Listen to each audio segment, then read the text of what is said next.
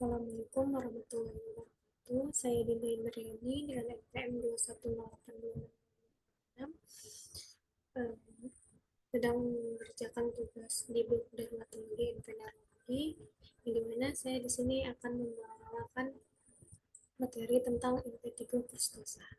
Nah, apa sih impetigo pustosa ini?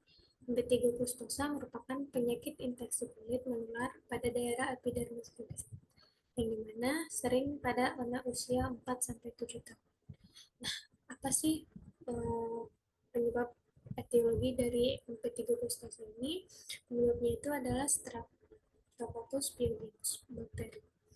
Nah, eh, apalagi sih faktor-faktor risiko untuk sehingga terjadinya impetigo pustosa ini? Faktor risikonya itu ada cuaca panas dan cuaca lembab, kemudian ada hygiene yang buruk, malnutrisi, dan juga imunokompromis.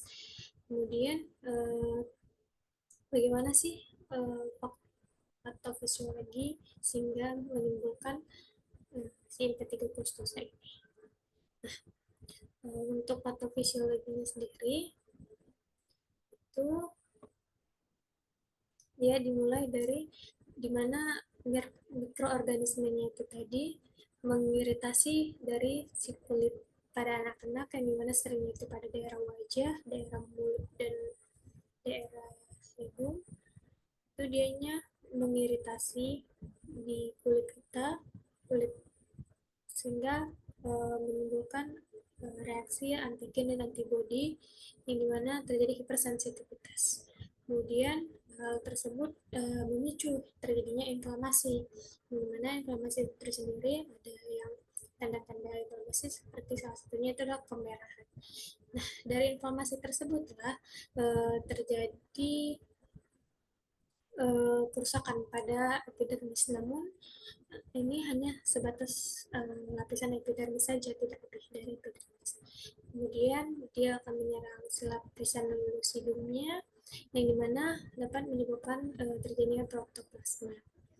Di mana protoplasma ini nanti akan misalkan dari protein sendiri, yang dimana dapat menyebabkan terjadinya bintil-bintil.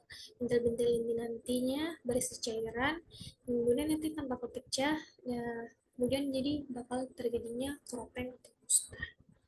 Nah, jadi begitulah patofisiologinya. Nah, dan gimana sih untuk menegakkan diagnosisnya?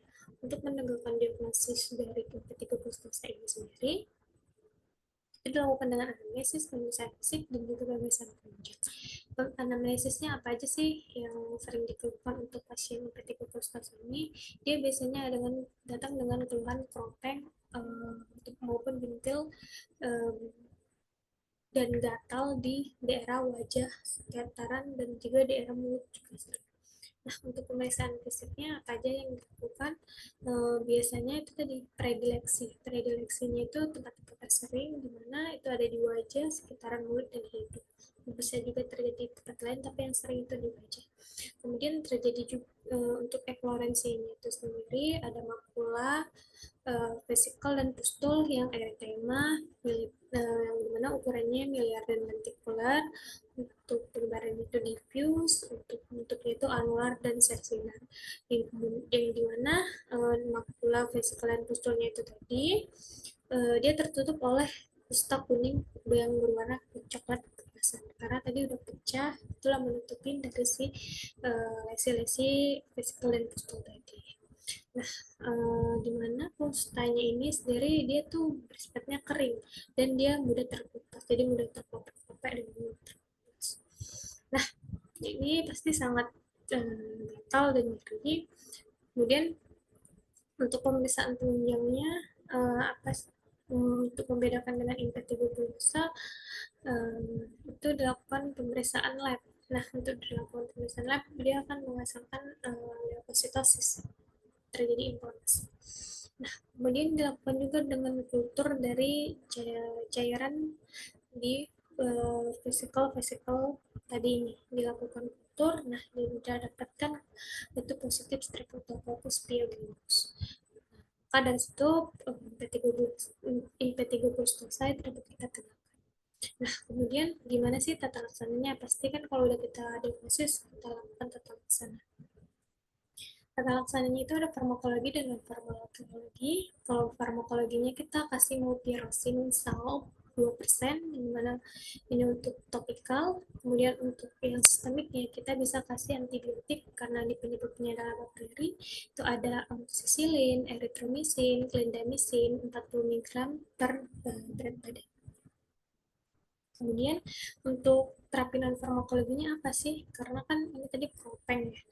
Maka propeng pucukannya tadi itu kita kompres dengan Rivanol atau NaCl 0,9% selama 15 menit, yang dimana dilakukan itu 3 kali 1 dan 3 kali dalam 1 hari.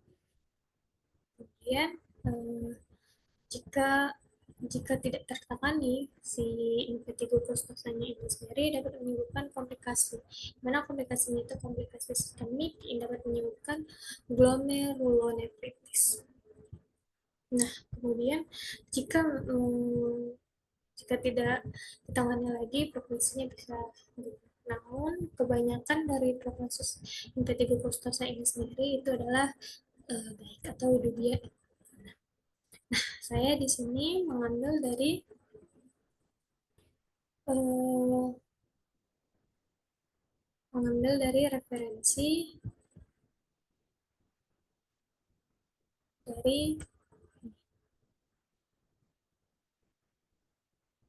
dari produksi 2017 dari Panduan Klinis Perhimpunan Dokter Spesialis Kulit dan Kelamin. Kemudian ada juga dari Rosente, Albaredan, N. Rosenberg, N. Swab, G. Roth, S. Zesot, Hobart, di mana tentang khasiat dan keamanan krim ozenoxacin untuk pengobatan pasien dewasa dan anak-anak yang mengidap impetigo dengan uji klinis ACA JAMA Dermatol 2018. Kemudian itu juga itu dari Juanda et al. Ilmu Penyakit Kulit dan Kelamin edisi ke-7 Jakarta, Fakultas Kedokteran Universitas Indonesia Jakarta 2016. Itu referensi saya untuk kerjakan tugas ini. Terima kasih sebelumnya. Saya akhiri. Wassalamualaikum warahmatullahi wabarakatuh. Terima kasih.